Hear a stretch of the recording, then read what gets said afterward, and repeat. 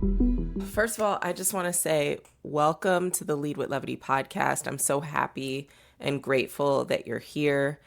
Today, I had to make a decision. Do I get all dolled up to do this podcast, or do I make sure that I get this podcast done? Because it's the last week of school, last day of school, actually. Parents, you know how it goes. The schedule is completely out of sorts, and it's hard to get any work done right now. So I made a decision because I have to run out of the house. I made a decision, let me go ahead and record this podcast for you so that it can actually get done. So if you're watching this on video, I apologize for my appearance.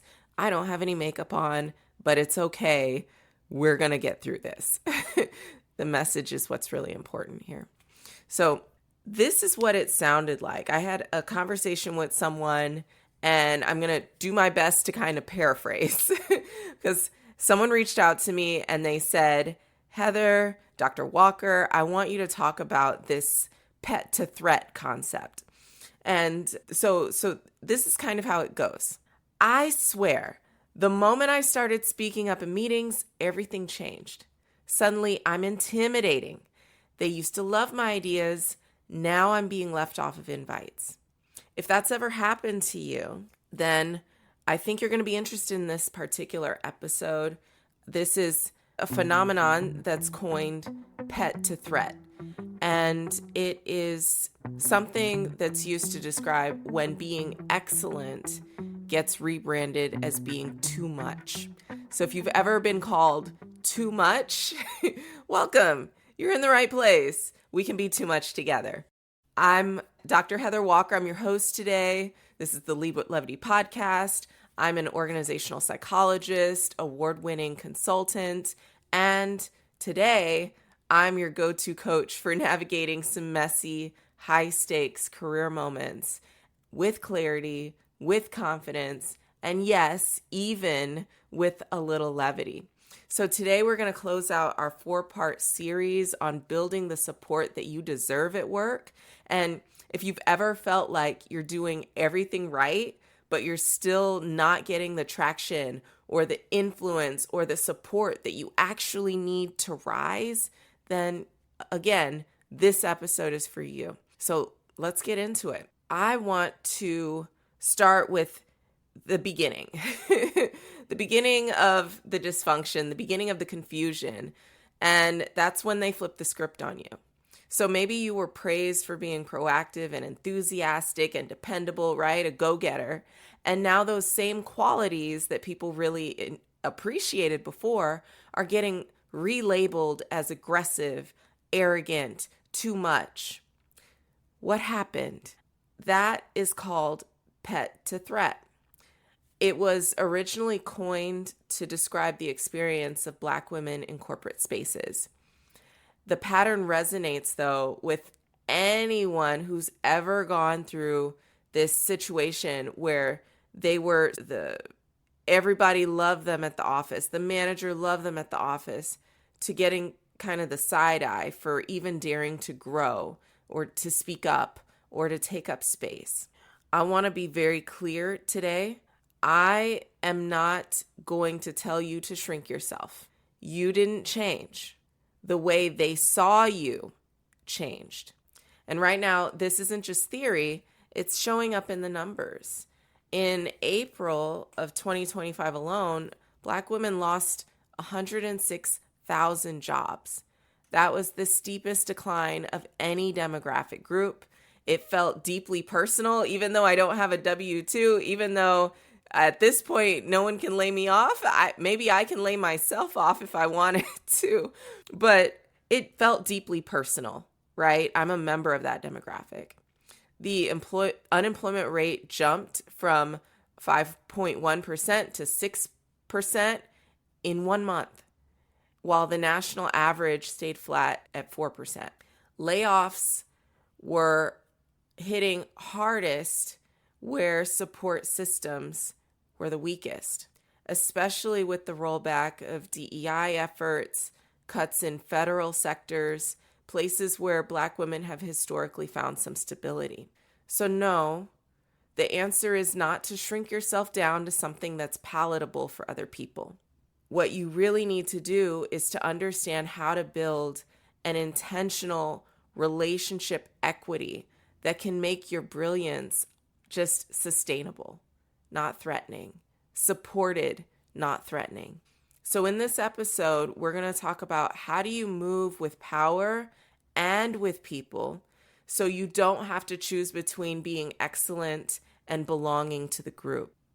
So, let's talk about 5 power moves that are actually going to strengthen each relationship type that you need to have. And I've been talking about this, right? There are 5 relationship types that you need to work on. And it's cool if you have a lot of people that you know in one group, but you really do need to have people in every single category to make this work. So I'm going to ask you, if you've been dealing with this, to really truly reflect on, what does my support network look like? How strong is it? Where are the weak points? What do I need to invest my time, energy, effort in to make sure that this isn't a gap? This doesn't continue to be a gap for me in the future. And it's all about building up the kind of relationships where there's trust there, there's safety there. You can go to them and you can ask them for advice and feedback. You know that they are going to support you when you're not in the room. They're going to let people know what is truth, what you really have been working on. They're going to help you shine. They'll correct anything that needs to be corrected. They have your back. That's the kind of relationship that I'm talking about here. I'm not talking about just networking or building a list of names. I can go through my phone right now and there will be hundreds of names. That doesn't mean that I can call on any one of those people and say, hey, can you do this for me? I'm talking about people who will show up for you. Okay? So in this next part, I'm going to walk you through how to build trust and credibility with 5 types of people. These are your guides, sponsors, collaborators, your connectors, and consumers. And I just realized that when I said that, I can go through my phone. Yes, I have hundreds and hundreds of contacts in my phone. That's what happens over time. You accumulate all of these people and the numbers get ported from phone. And before you know it, you look down and you're like, I don't know who any of these people are. I don't want it to sound like I don't have people that I can call on. I just wanted to be clear. I do have people I can call on in my phone, but I also have hundreds of people that are just names. And that's not what we want here. We don't want a whole list of names. We want a short list of really power players that can help you and support you. I want you to think about this like your personal board of advisors, right? People who can boost your signal. Let's say you're sending out a signal every time you do something at work. They are amplifying that signal for you, right? Making what you do even more powerful. So we're going to start with the first group. These are your guides. These are your mentors, your advisors. They're not just wise people. They're the folks who offer real talk with love, right? These are your coaches. This might be a manager. It could be, but it doesn't have to be. And one of the best ways to build trust here is to actually follow up when they give you advice. Follow up when you use their advice. Don't just nod and smile and say, oh, that's great. Thank you for that suggestion. I appreciate that. Circle back to let them know, hey, I tried that thing that you suggested, and here's how it played out. I want to run the next step by you. That one move alone tells them that you're coachable and you're committed. And it really does improve the relationship that you have with them as well. Then there are your sponsors. These are people with positional power who can open doors and advocate for you. But they need material, right? They need material. You got to feed them something. You got to give them something to actually champion. You want to share a quick win with them. Like, Hey, our pilot program saved 14 hours of manual work last month. I just thought you'd want to know about that.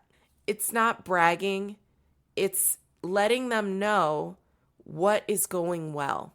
Because oftentimes these sponsors, they walk the halls, they check in. I had a CEO once who loved to walk the halls, and he would just pop in and share everything that's on his mind. And then he'd be like, hey, what's up with you? What's going on in your world? That is an excellent time to say, hey, let me share a win with you. Everything is great. I want you to know about this. And here's what I'm thinking about next. Share your wins. Be ready with a win that you can share. The next group is your collaborators. These are your coworkers and your teammates. You don't need to become everyone's emotional support human. Okay? You don't need to do that. I'm not telling you to do that. But you do want to make people's lives easier, right? Make people's lives easier when you can. You can ask, what's one thing, just one thing that I can take off of your plate this week? And then actually follow through with that. People are going to remember who shows up for them, okay? Fourth group is connectors. These are well-networked allies, or they can be. They're well-networked. Whether or not they are your allies is up to you two, right? But they are well-networked. They can introduce you to the right people. They can warn you of things that you haven't considered. Don't just ask them to put in a good word for you. Be specific. You could try, hey, I'd love to learn more about digital transformation work. Is there anyone in your circle that you think I should talk to? You see how that's more specific, and that gives them something to think about as they're talking to people. They can start to think, oh, this would be a good person for Heather to talk to. I'm going to connect them next time. So give them context and make it easy for them to help you. Last group is consumers. These are the people that you serve. Your team, your clients, your stakeholders. Their perception of your value matters, right? So I want you to go above and beyond for them. And in your next annual review, you can ask, hey, you can ask before that, what's working well for you right now? Where can I adjust? Let them see that you're not just competent, but you're human. You're interested in finding out how you can do better work, how you can be even more effective and help them, serve them in a better way. So when you move with this kind of intention, and most people don't do this, I'm going to tell you, most people don't. But when you move with this kind of intention, that's how you build that relationship equity. And that's actually what keeps your seat at the table secure, even when the winds of change start to shift, even when things become a little bit weird and unstable and people are worried about their jobs. This next part is all about what if you find yourself in a situation where you're actually in that pet to threat zone and things start to shift. You're getting fewer meeting invites. You can't really tell, but something is off. Your manager seems a little bit cold, maybe a little bit distant. You're not really sure if it's because they're busy or if it's because they can't stand you, right? Colleagues are leaving you off of CCs. You can't tell if you're imagining things or are you on thin ice. This is the moment when a lot of high achievers will actually start to double down on work. Okay, I just need to make sure that I keep my head down. I get things done. I'm just going to work. The results are going to speak for themselves. I just need to focus on what I do best. But friend, hear me on this. Results don't speak. People do. That's why it's not time to disappear. When this starts to happen and people are pulling back, it's not time to disappear. And it's certainly not time to start getting aggressive with people. Okay, there's a balance. It's time to get visible with intention. I don't want you to be fake. I want you to be strategic. So here are 3 things that you can do. You can check in with your sponsors. You can ask for a pulse check. Something like, how do you think my contributions are landing with leadership lately? Or whatever version of that fits your your language, your normal speak. Second thing you can do is you can reconnect with your connectors and look for opportunities to plug into new projects or cross-functional work. Hey, is there anything new coming up? Anything that I can volunteer or participate in? I want to help. Or I recognize that I've been away, I'm back, I'm ready to go, let's do this. Bring that positive energy. The third thing you can do is you can pull your collaborators close and be honest with them. I really value your partnership. I want to make sure that I'm showing up well for you. Is there anything that I should know? Is there anything that I need to adjust? And if you're in the thick of it right now, if you feel that you're getting pushed to the side, you're getting overlooked, I want you to remember that you don't need everyone to like you. I'm a sensitive person and it's hard. This one is a tricky one for me. You don't need everyone to like you. You just need enough people to trust you, to advocate for you, and to correct the record when necessary. Because visibility without advocacy is just exposure. And we're not doing that. We're not doing that today. It's time to make sure that you're aligned, to make sure that the people around you reflect the future that you're building, not the fear that you're working to escape. So think about this. This is your reflection for the day. Who might be misreading your ambition as competition? Who are the ops out there for you? And what would shift if you made space for connection in the middle of your elevation? And if you had to choose, would you rather be impressive or impactful? Because it's not about being liked. This is not a popularity contest. And there's a quote by Michelle Obama. I think it's important for this episode, this topic. She said, "As I rise, I lift. Because if I'm the only one at the top, I've failed." Michelle Obama. I'm going to say that one more time. Michelle Obama said, "As I rise, I lift. Because if I'm the only one at the top, I've failed." So I want you to make sure that you're taking a good look around at the people who are surrounding you. Are they reflecting the future that you're building, not the fear that you're trying to escape? So I want to close with some words to the wise, because at this point in your career, your competence isn't the question. You know your job, you do your job well. Your visibility isn't the issue either. People see you. People see you, and some of them are jealous. Some of them are nervous and worried. I had a conversation with someone a few weeks ago about this. They were nervous and worried about someone on their team who was getting preferential treatment. And we had to walk through, what does that mean for you? And what can you do to ensure that you're still okay, that you're not letting this send you into a place where you start sabotaging them? So I've talked to people on both sides of this. When you grow, people feel it. They either feel inspired by it or they feel intimidated by it. And a lot of that comes down to whether they feel included in your growth. Hear me on that. So if you've been labeled a threat, I want to flip it. This part of the podcast is all about connecting and making connection your next power move. How can we help others see that your evolution is something that they can be a part of, not afraid of? We're going to break this down into 3 moves.